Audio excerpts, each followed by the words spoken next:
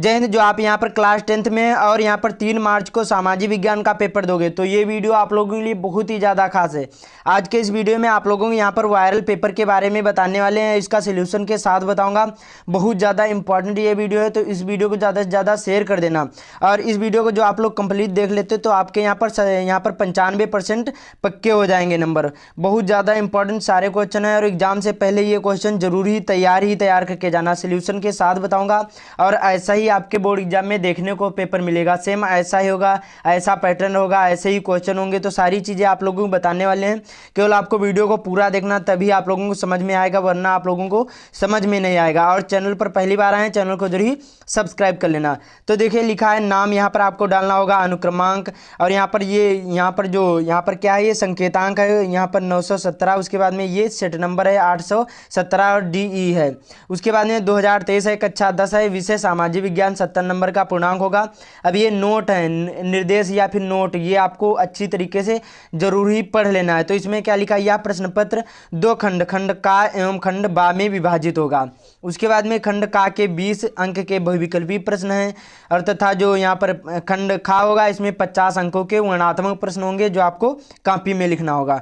जिसमें देखिए यहाँ पर जो वर्णात्मक प्रश्न 1 होगा, इसमें आपको प्रश्न उत्तर लिखने होंगे, और यहाँ पर जो वर्णात्मक प्रश्न 2 होगा, इसमें आपको मानचित्र संबंधी होगा। तो वो भी बताऊंगा। 10 नंबर बहुत ज़्यादा इंपॉर्टेंट होते, तो वो भी आप लोगों को बताऊंगा कि उसमें क्या क्या आपको तैयार करना। तो आप लोग वीडियो को पूरा देखना, तभी समझ में आएगा। तो इतना समझ में आ गया। बाकी ये 20 क्वेश्चन होंगे जो आपको MR शीट में भरना होगा। ये भी तो आप लोगों को पता होगा कि कैसे भरा जाता है, कि 4 ऑप्शन होते हैं, A होता है और B होता है और C होता है और D। इनमें से चारों में से आपको एक का ही गोला करना होता है। तो जो भी मालूम हो वही गोला कर देना है। और ये क्वेश्चन जरूरी तैयार करके जाना, बहुत ज़्यादा इंपॉर्टेंट सारे क्वेश्चन हैं। तो यहाँ पर पहला क्वेश्चन कौन सा है, फ्रांस की, यहाँ पर फ्रांस में गणतंत्र की घोषणा किस वर्ष हुई। और आप लोग कमेंट में बताना कि 20 में से आपको कितने राइट आंसर मालूम है। तो कमेंट में जरूर बताना, बिना चीटिंग किए हुए। यहाँ पर 1815 ईस्वी होगा, कि यहाँ पर 1830 ईस्वी होगा, कि यहाँ पर 1848 ईस्वी होगा, कि यहाँ पर 1871 ईस्वी होगा। तो देखिए जो फ्रांस में गणतंत्र की घोषणा कब हुई थी, तो यहाँ पर 1848 ईस्वी में हुई थी। राइट आंसर यहाँ पर सा वाला हो जाएगा या फिर C वाला हो जाएगा।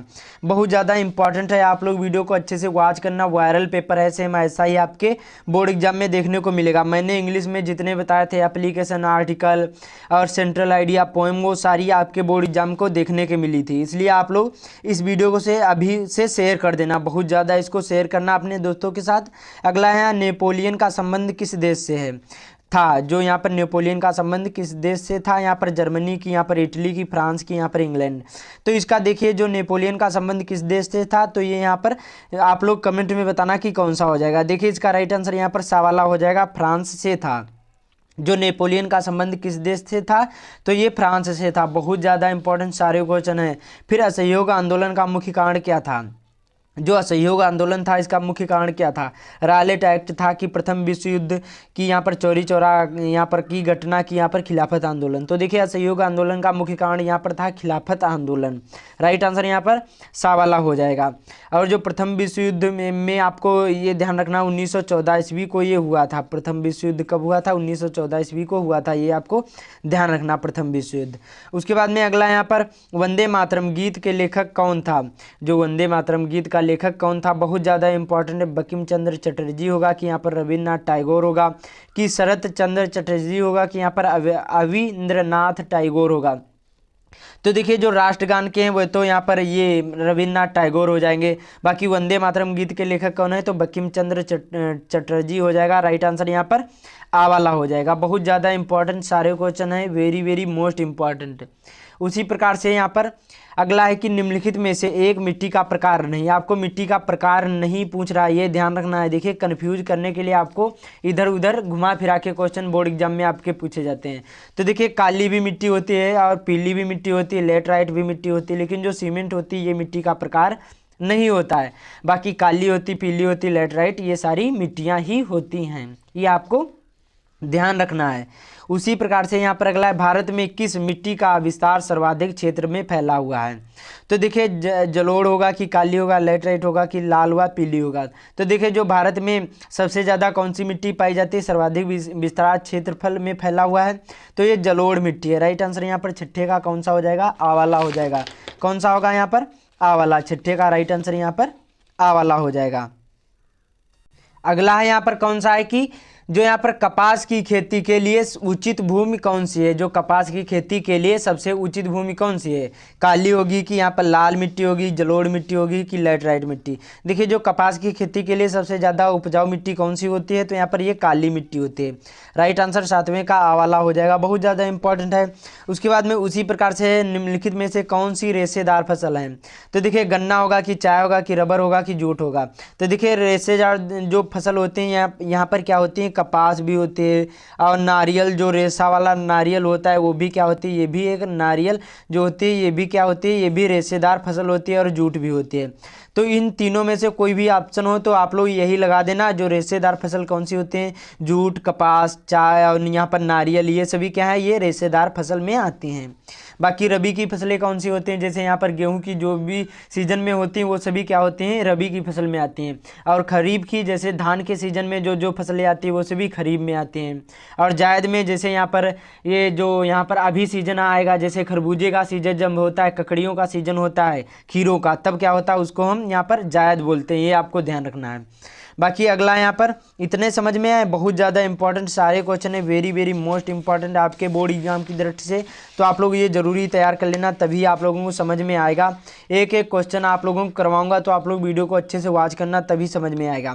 श्रीलंका में जो सिंहली है को एकमात्र राजभाषा कब घोषित किया गया, जो श्रीलंका में सिंहली को एकमात्र राजभाषा कब घोषित किया गया, सन 1950 ईस्वी में कि सन 1960 ईस्वी में कि सन 1956 ईस्वी में कि यहाँ पर सन 1955 ईस्वी में। तब ये देखिए कब लागू किया गया था, जो सिंहली एकमात्र राजभाषा कब घोषित की गई थी, तो ये सन 1956 ईस्वी में। राइट आंसर यहाँ पर 9वें का क्या हो जाएगा, सवाला हो जाएगा। और सन 1956 ईस्वी को ये की गई थी, राजभाषा घोषित करी गई थी श्रीलंका में। अगला है संयुक्त राष्ट्र संघ का मुख्यालय कहाँ है, वाशिंगटन है कि जिनेवा है, न्यूयॉर्क है कि ऑस्ट्रिया है। तो देखिए संयुक्त राष्ट्र संघ का मुख्यालय कहाँ है, तो ये न्यूयॉर्क में, ये आपको ध्यान रखना है। अगला है मार्टिन लूथर किंग की हत्या कब हुई, 1950 ईस्वी में कि 1965 ईस्वी में कि यहाँ पर 1968 ईस्वी में कि 1980 ईस्वी में। तो देखिए जो मार्टिन लूथर किंग की हत्या कब हुई थी, तो 1968 ईस्वी में हुई थी। और देखिए इसमें जो एक ऑप्शन हो कौन सा होगा यहाँ पर, जो इसमें देखिए एक ऑप्शन जो यहाँ पर हो 1966 जो, तो आप लोग वही लगा देना, वही करेक्ट आंसर हो जाएगा। 1966 भी इसका राइट आंसर माना जाएगा।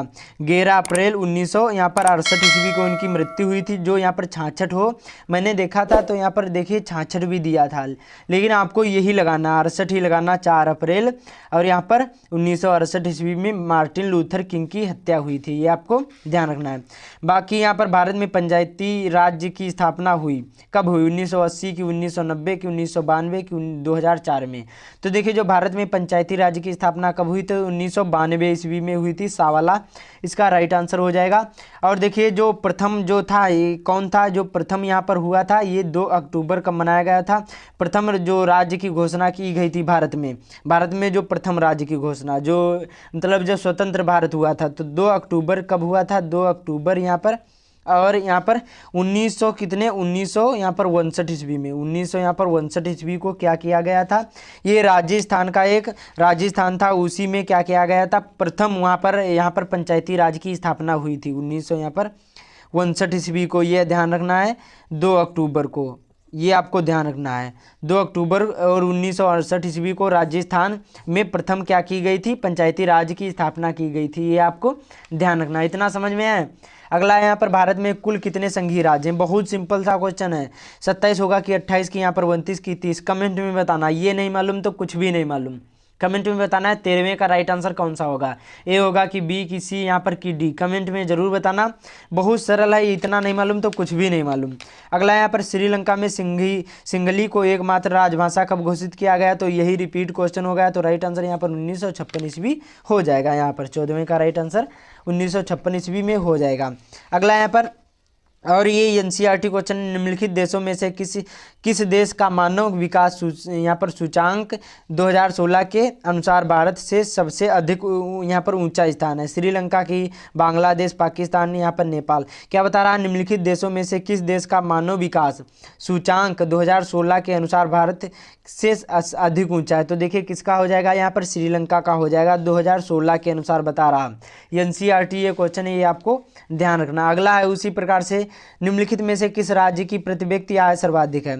तो देखिए हरियाणा होगा, बिहार होगा, राजस्थान की, मेघालय। तो देखिए जो यहाँ पर सबसे ज़्यादा प्रति व्यक्ति आय सर्वाधिक कहाँ है? तो हरियाणा में, ये आपको ध्यान रखना है।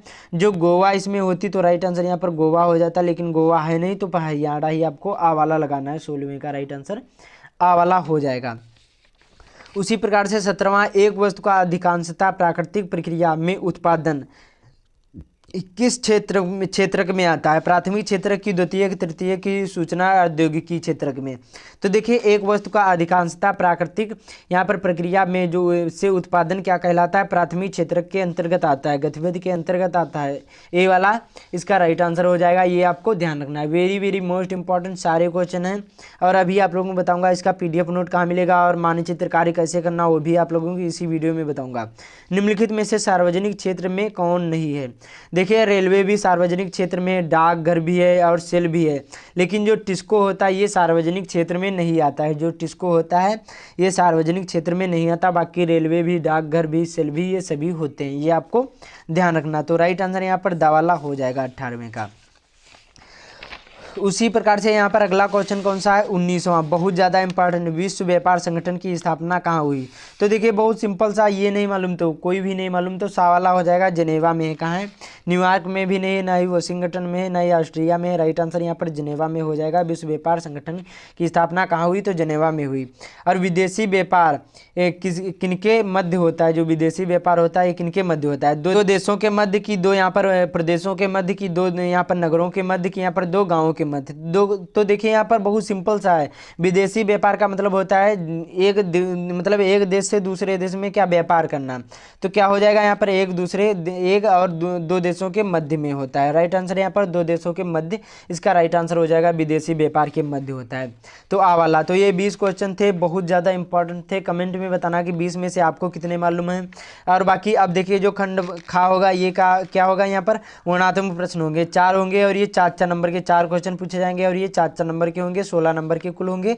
और ये आपको 80 वर्ड में लिखना होगा। 80 वर्ड कितना होता है? कम से कम आपको कितना लाइन लिखना है? 10 से यहाँ पर 11 लाइन आपको लिखना है, 80 वर्ड हो जाएंगे। ये ध्यान रखना है, 10 से ऊपर नहीं लिखना है, 80 वर्ड हो जाएंगे।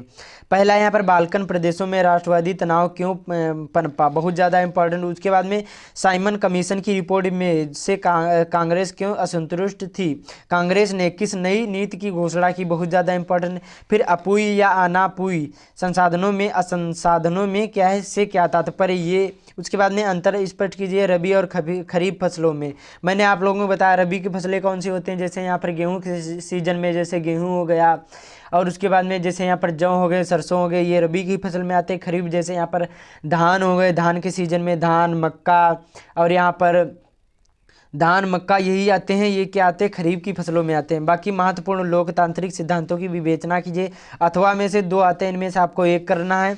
बाकी 24वां उसी प्रकार से पूछा जाएगा। अब ये वर्णनात्मक प्रश्न होंगे, ये 4 होंगे और ये 6 नंबर के पूछे जाएंगे। 24 नंबर के ये क्वेश्चन पूछे जाएंगे, बहुत ज़्यादा इंपॉर्टेंट है। सविनय अवज्ञा आंदोलन के विषय में आप क्या जानते हैं? बहुत ज़्यादा इंपॉर्टेंट है। और संसाधन से क्या तात्पर्य? रोपण कृषि क्या होती है? बहुत ज़्यादा इंपॉर्टेंट है। लोकतंत्र में क्यों और कैसे शक्ति की भागीदारी की जाती है? स्पष्ट कीजिए।